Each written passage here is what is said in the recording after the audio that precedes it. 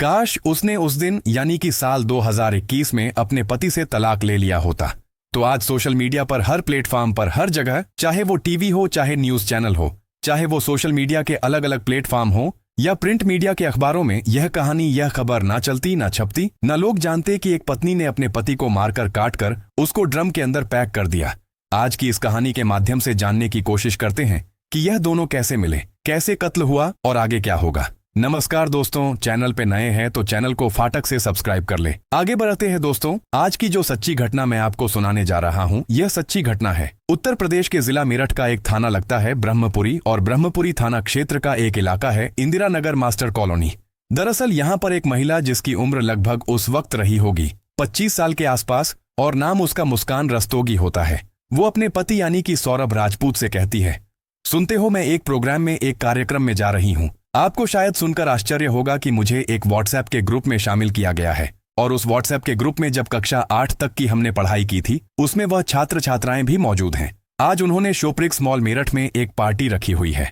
मुझे उस पार्टी का हिस्सा बनना है, लेकिन मैं सोच रही हूँ कि आखिरकार इस पीहू का क्या करूँ। पीहू को अगर तुम कहो तो मैं उसे इसकी नानी के घर पर छोड़ आऊं। जैसे ही सौरभ राजपूत ने यह बात सुनी उसने कहा कि मुझे कोई ऐतराज नहीं है, वैसे भी मुझे ड्यूटी पर यानी कि काम पर जाना होता है। दिल्ली रोड एक प्लाईवुड की दुकान पर वह काम करता था। पत्नी घर पर अकेली रहती थी और साथ में उसकी एक बच्ची है जो अभी कुछ ही महीनों की थी। आखिरकार उसने पति से बातचीत की। पति से बातचीत करने के बाद अपनी बेटी को नानी के यहाँ छोड़ देती है और नानी के यहाँ छोड़ने के बाद सीधा सोप्स मॉल पहुंच जाते हैं। वहां जाकर देखते हैं तो कई ऐसे छात्र और छात्राएं थे जो कक्षा 8 तक उसके साथ पढ़े हुए।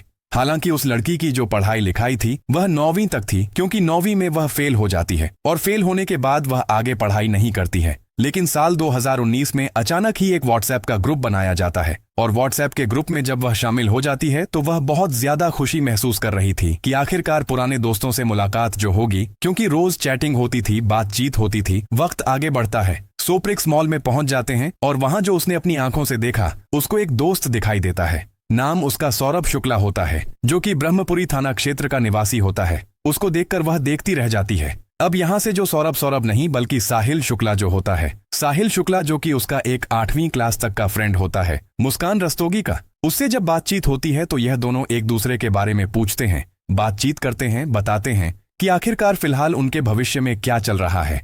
तो यह लड़का जो होता है साहिल शुक्ला, वो कहता है कि उसने उसी स्कूल से 12वीं की पढ़ाई करने के बाद वह बीटेक की पढ़ाई करता है और इंजीनियरिंग की तैयारी कर रहा है। हालांकि फिलहाल वह सीए बनना चाहता है, उसी की उसमें तैयारी में जुटा हुआ है। जैसे यह बात यह साहिल शुक्ला अपने बारे में बताता है तो सामने जो लड़की होती है नाम उसका मुस्कान रस्तोगी होता है। मुस्कान रस्तोगी जब बताती है तो वह कहता है कि तुम्हारी अपनी क्या कहानी है। वह कहती है कि मेरे नाना जी यानी कि ब्रह्मपुरी में रहते हैं और ब्रह्मपुरी में रहने के दौरान ही वहां पर एक महिला आया करती थी जिसका नाम रेणु होता है। बच्चों की कुंडली वगैरह बनवाने के लिए आया करती थी। तो इसी बीच में एक लड़का आया करता था और उस लड़के का नाम सौरभ राजपूत होता है। सौरभ राजपूत से उसकी दोस्ती हो जाती है और दोस्ती के बाद वह दोनों आपस में इस कदर एक दूसरे के प्यार में चले जाते हैं कि शादी करने का फैसला ले लेते हैं।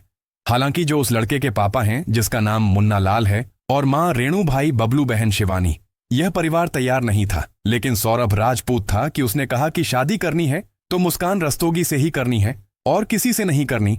उधर जो मुस्कान रस्तोगी होती है उसके पिता ज्वेलर्स के का काम करते थे, लेकिन उनके परिवार वाले भी तैयार नहीं होते हैं, जिनका नाम प्रमोद रस्तोगी होता है। भाई विशाल होता है और बहन परी होती है और माँ कविता रस्तोगी होती है। दोनों ही परिवार इस रिश्ते से खुश नहीं थे कि मुस्कान रस्तोगी और साथ ही सौरभ राजपूत आपस में शादी करें, विवाह करें। लेकिन जब इन दोनों ने जिद कर ली, जिद के आगे परिवार वाले टूट जाते हैं और आखिरकार साल 2016 में इनकी शादी हो जाती है और 2015 में इनकी पहली मुलाकात हुई थी। नाना के घर पर यह लड़की अपने नाना के यहाँ अक्सर आया करती थी, जाया करती थी। इसी बीच में पता चलता है कि उस लड़के की मर्चेंट नेवी के में नौकरी लग जाती है और वह लंदन चला जाता है। घर वाले इस बात को लेकर, इस रिश्ते को लेकर खुश तो थे ही नहीं। इस लड़की से ज्यादा तवज्जो देते नहीं थे और लड़की भी कहीं ना कहीं इनसे दूरियां बनाना शुरू कर देती है। आखिरकार वह लड़का 1 या 1.5 साल ही लंदन में नौकरी कर पाता है। उसे आखिरकार नौकरी छोड़कर वापस अपने घर आना पड़ता है, अपने परिवार से अलग रहना पड़ता है, क्योंकि परिवार ने इस रिश्ते से खुश नहीं थे और इसको बेदखल कर दिया था। अब इसके बाद यह लड़का अपनी पत्नी के साथ अलग रहने लगता है और धीरे धीरे करके वक्त आगे बढ़ रहा था। कुछ पैसे वह अपने परिवार को देता है, ऐसी जानकारी मीडिया के माध्यम से मिल रही है। यहाँ से एक गाड़ी करते हैं गाड़ी करने के बाद यह सीधा शिमला जाते हैं। शिमला जाने के बाद यह पहुंच जाते हैं मनाली, फिर कसोल यहाँ रुकते हैं। जब तक इनके पास पैसे थे तब तक तो यह इधर उधर घूमते रहते हैं और जैसे ही इनके पैसे खत्म होते हैं तो वापस यह हिमाचल प्रदेश से पहुंच जाते हैं मेरठ। और मेरठ आने के बाद यानी कि 17 मार्च 2025 की रात लगभग 10 बजे के आसपास यह घर पहुंचते हैं। तो यह लड़की अपने माँ से वीडियो कॉल पर बातचीत कर रही थी और बातचीत करने के दौरान इसने कहा कि माँ बहुत भयानक, कुछ बहुत बुरा हो चुका है। वह पूछते हैं कि क्या हुआ। वह बताती है कि सौरभ के ही परिवार वालों ने इसका कत्ल कर दिया है, इसको मार दिया है। लेकिन जब यह बात इसके पिता सुनते हैं तो पिता कहते हैं कि जो भी बातचीत है वो यहाँ आकर बताओ, आखिरकार क्या बात है। तब वह अपने घर जाती है, अपनी मायके जाती है, अपने पिता को और अपनी माँ को पूरी कहानी बताती है। माता और पिता को कहानी पर यकीन इसलिए नहीं होता क्योंकि उन्होंने एक ही सवाल पूछा था कि जब वो मारने के लिए आए थे तब तुमने जोर जोर से शोर क्यों नहीं मचाया, चीखी क्यों नहीं, चिल्लाई क्यों नहीं, इसीलिए अपने पति को तुमने बचाने की अपनी तरफ से कोशिश क्यों नहीं की।